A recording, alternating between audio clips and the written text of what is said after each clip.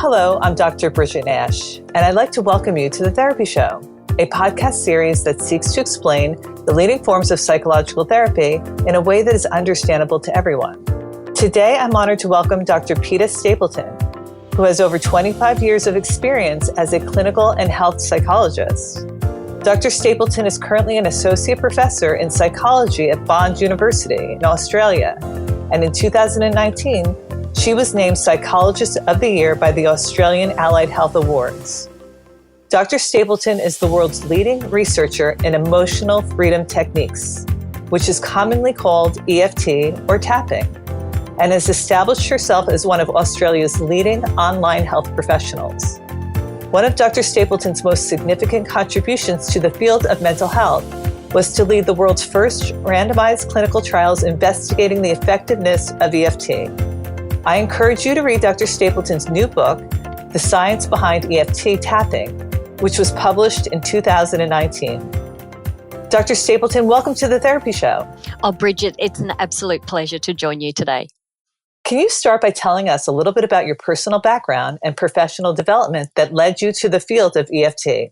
Absolutely.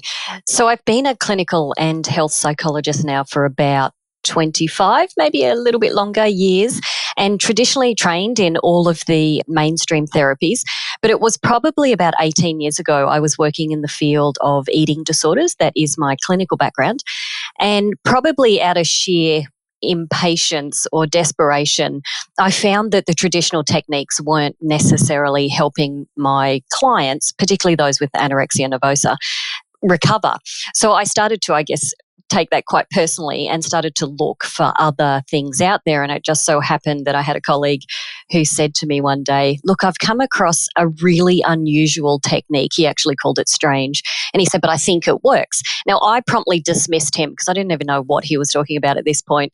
And it was back in the day of dial-up internet. So might remember how slow that was. He was such a patient man and I wasn't. Anyway, he ended up coming along to one of my support groups to help me because the groups were getting larger in number locally and we were running this weekly free support group for eating disorder sufferers. And in the middle of one of these groups, we had a young girl who started to have a panic attack. Now, he gestured he would take her off to a room just to help calm her down. And I was teaching whatever the lesson was. And they were back in about 5 to 10 minutes' time. And she was calm and composed. And I felt convinced, I wrote about this in the book, I felt convinced he might have popped her a Valium or something, which would have been highly unethical. But she was so calm, I didn't know what had happened. So everyone went home and I said to him, what happened with this young girl? I could clearly see she was having a panic attack. And he said to me, I did that tapping thing I've been trying to tell you about. So he'd tried 2 months earlier introduced me to this idea of tapping. And of course, then I saw the outcome in this therapy support group. So of course, then I was very intrigued and he passed a baton, if you like. We learned what tapping was. We started to apply it in our clinical work. And then that led ultimately into the research because I was always in academia. So it was sort of an unusual introduction and I did dismiss him, but didn't understand anything that he was talking about. But then when I saw the outcome in that support group, it really did change what I started to be open to, I guess, and the rest is history, really, with where we've come with all the research. How would you briefly explain EFT to a non-professional? Yeah, so EFT stands for Emotional Freedom Techniques. That's just the term that sort of was around way back in the beginning.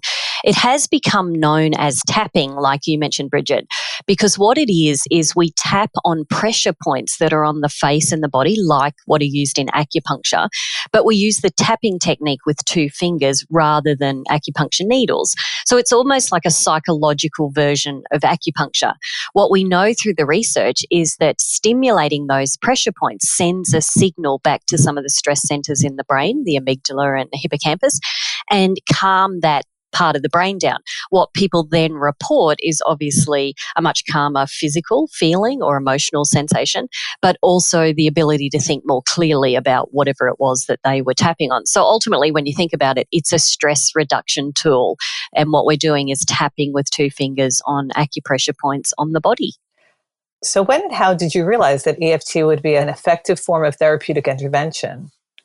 I guess after that support group night where I saw in action the outcome of just a couple of minutes of tapping on this young girl, and then we went off and trained, we noticed quite quickly, colleagues and I, that people were getting really fast outcomes. I was applying it in the area of eating disorders.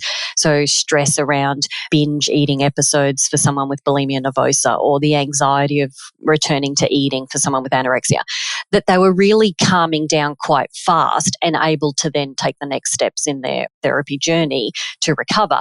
So we started to notice it really fast. It was then that we started to investigate it at a research level and more at those big clinical trial levels where hundreds of people were going through them, that we noticed everybody got these kind of outcomes, that it wasn't this one-off individual sort of outcome that people were getting, but whole groups were getting the same outcomes. So that really cemented the idea for us that this was a genuine therapeutic intervention that a lot of people could benefit from. You mentioned eating disorders. Who is EFT most effective for, and why should people choose an EFT intervention?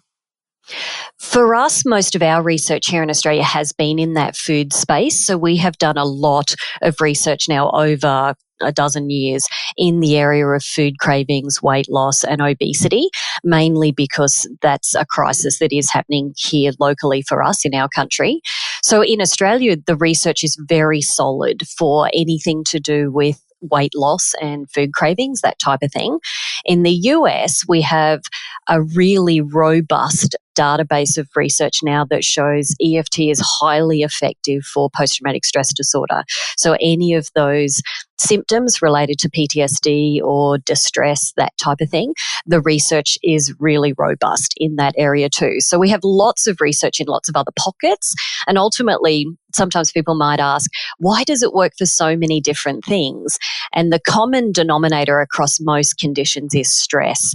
So if we are applying tapping to some sort of stress in a problem, then that's why we see an outcome. So of course we have research for things like phobias as well as chronic pain and depression and things like that. But what we're applying it to all the time is different levels of stress. And what about OCD? Yes, so I'm not aware, and I'm across most research worldwide, we haven't had a clinical trial in OCD be run and published at that level, but we certainly have a lot of individual case studies. I have applied it, so OCD is a bit of a parallel area in eating disorders for myself clinically. So we have done a lot in the area at a case study level of applying it to OCD, and it works as effectively as some of the other gold standard therapies that exist. What's the average length of treatment for somebody working with EFT?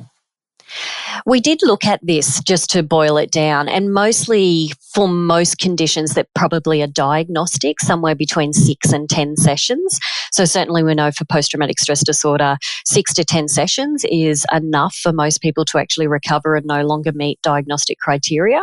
Most of the treatment trials we run are about 8 weeks, so they get 2 hours tapping a week, so that's about equivalent of 16 hours. And most of the time, we've just done 2-year follow-up on some of our weight trials. And 2 years later, people have continued to have maintained the weight loss, the food cravings haven't come back, that type of thing. So we know those lengths of treatments, when you think about it, it's not very long, 8 sessions, 10 sessions, that type of thing. It maintains over time. So that's quite encouraging. So what skills, habits, or tactics can patients and therapists adopt either during their sessions or in between sessions to improve the effectiveness of EFT? So we definitely encourage, once a health professional is trained to use it, that they use that hour that they have, that session with a client, to actively do tapping. When you think about it, the therapist gets as much of a benefit. So I could do sort of 5 clients in a row and feel fantastic, which is not usual when you're doing talk therapies, because if you're tapping every single session with the client in that hour, they're getting that benefit. We do teach clients outside of session, if they feel okay, that they can continue their tapping. So they could use it just for self-regulation. They don't necessarily have to do anything therapeutic or be working through a past memory. They can save that for the time with the therapist. But we do encourage them, and we teach them how to use it as a self-regulation, just a stress management tool every day in between. What are the most common obstacles that prevent therapists and patients alike from seeing the full benefit of EFT? I think the most common thing I've heard over the last 20 years is almost a disbelief that how can something that appears so easy and simple work? So I think at some level we're programmed in the therapy space to expect things to be lengthy and complex. And if you've had a problem you've had for a long time, you expect therapy is going to take a long time to overcome that. And I think when people first come into tapping, they realize it not only works quickly, so you could do a couple of rounds of tapping and all of a sudden become aware of something that you'd kept buried for years. So they realize it works quite fast. It almost takes their breath away. But it's almost then a disbelief that they feel calm after their tapping session, and then they wonder, is my problem going to come back?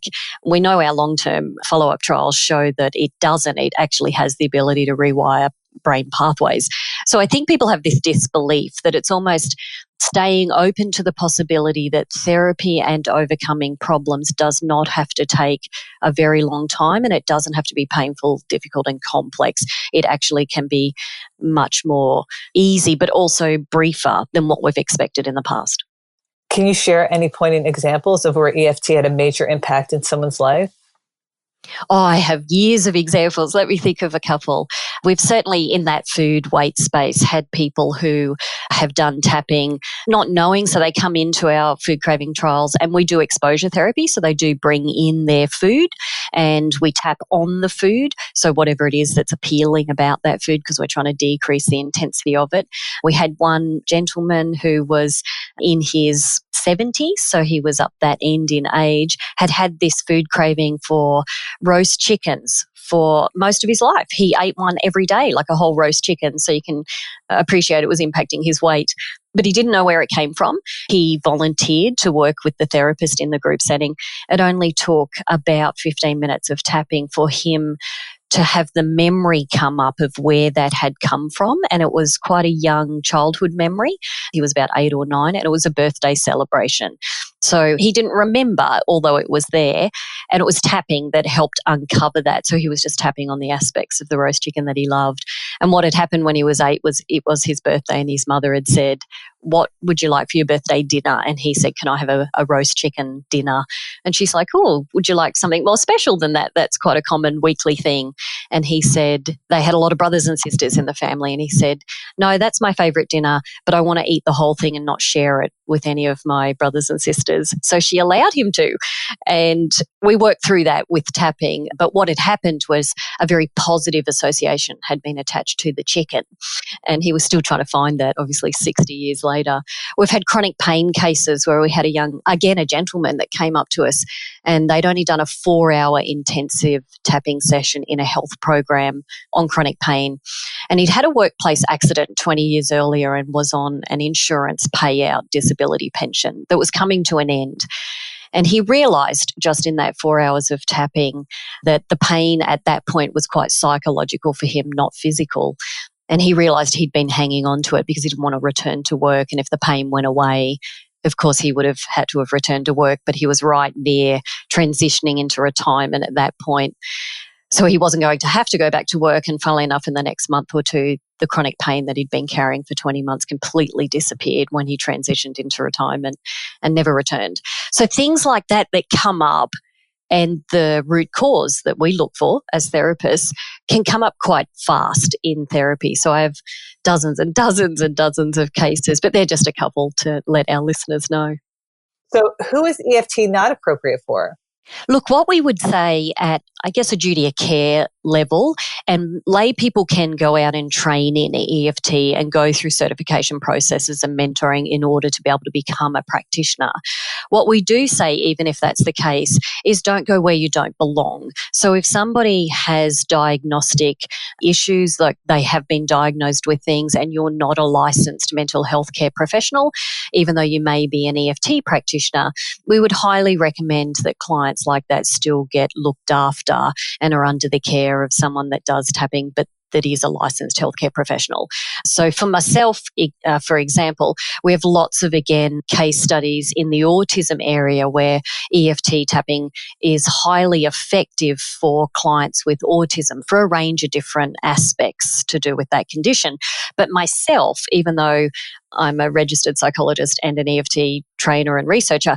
That's not my specialty area. So I would not just willingly offer to do tapping for someone's child with autism because it's not my area. So we just sort of suggest to people to be aware and duty of care that even though you may know a little bit of tapping, you've had great success yourself, doesn't necessarily mean to go out there and start to offer it to everybody. And the caveat on that is it works really incredibly fast sometimes. It takes people's breath away, like we said. It's quite remarkable. And sometimes that can leave the practitioner speechless as well and wonder where to go. So we do recommend, if you are interested in helping others, to absolutely get supervision and mentoring and make sure that you're not going where you don't belong. What are you most excited about in mental health treatment today? I guess I am excited that we're calling the body-based therapies, and including EFT, we would extend that to things like EMDR and some of the somatic processing therapies. We're calling that the fourth wave that we think is coming through the therapy space. So obviously we came from the first wave, psychodynamic, second wave, the behavioralists, third wave, the CBT and hybrids, mindfulness, things like that coming out, the third wave, which we've really had. But I think the fourth wave is coming into the therapy space, which is almost a bit of a return to some of the body-based approaches, but at a therapeutic level. So the talk therapy is going alongside with that. And I'm really excited to see that because I think we are seeing more trauma-informed therapists adding that to their modalities. And I think clients are benefiting from that the traditional talk therapies and cognitive restructuring hasn't helped a lot of people with a lot of different conditions, but some of the body-based things are fulfilling that gap. So that makes me really excited. I wrote a lot about the fourth wave in the Science Behind Tapping if people want to read a little bit more, but I'd say watch this space. I think we're going to see a shift and I think it's going to be huge. If you had a magic wand and it could improve one thing about mental health treatment today, what would it be? I'd probably go back 20 years ago and have it start to be taught trauma-based and certainly body-based therapies at the academic level, because they're our students that are coming out, becoming graduates, going out into the therapy world. Would have loved to have seen this 20 years ago. I don't think we were quite ready then. If anything, my hope is that we do see it start to be taught at this level in academia so that our new graduates who are out there in the next couple of decades assisting clients have these skills. We have just heard that there is a university in Paris, France, that for the first time, and we believe the first in the world, now teaches EFT in their Masters of Psychology program, which is, I'm just like, you could have heard me shouting from Australia when I heard that about 3 weeks ago, that's a sign that it's now actually being taught at this level, which I think is fantastic. How can my audience learn more about your work, either online or in print? So my main website, which is just petastapleton.com, just has all the information about EFT, links to our research, that type of thing. We do run trainings here in Australia, but we have trainers around the world, and that website is evidencebasedeft.com.